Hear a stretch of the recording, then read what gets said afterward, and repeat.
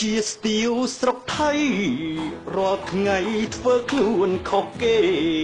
ប្រាក់ខែមិនដែលឲ្យម៉ែមានតែទាគាត់មកវិញធ្វើការច្រើនឆ្នាំសល់បានសាំងក្នុងខ្លួនពីពេញបងប្អូនឃើញហើយគាត់ជ្រិញចង់ដេញចេញឲ្យទៅឆ្ងាយមកដល់ស្រុកគេមិនខំធ្វើជាមនុស្សល្អមិនគិតថាខ្លួនឯងក្របង្ករូបរឿងជំលុំឃើញខ្មែរជាតិឯងមិនសាមគ្គីបែកជាចង់ធ្លុំចារឹកខ្ញុំនេះថោកហួងចង់មានឈ្មោះជាបងធំគេតែ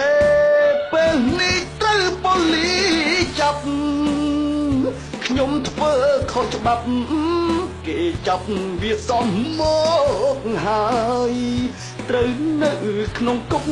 គ្មានអ្នកណាមកធានាឡើយម៉ែដឹងគាត់យំឥតស្បើយនេះហើយជាស្ទាវស្រុកថៃពេលចេញពីគុកថ្ងៃមុខស្បត់ថានឹងកែ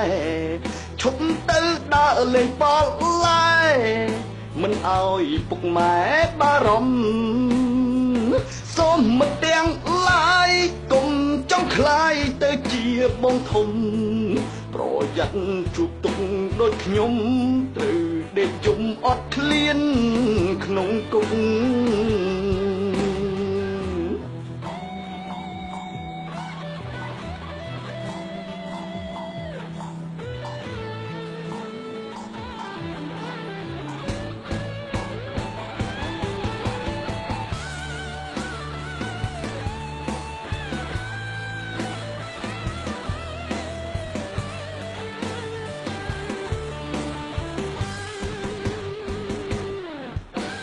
តែ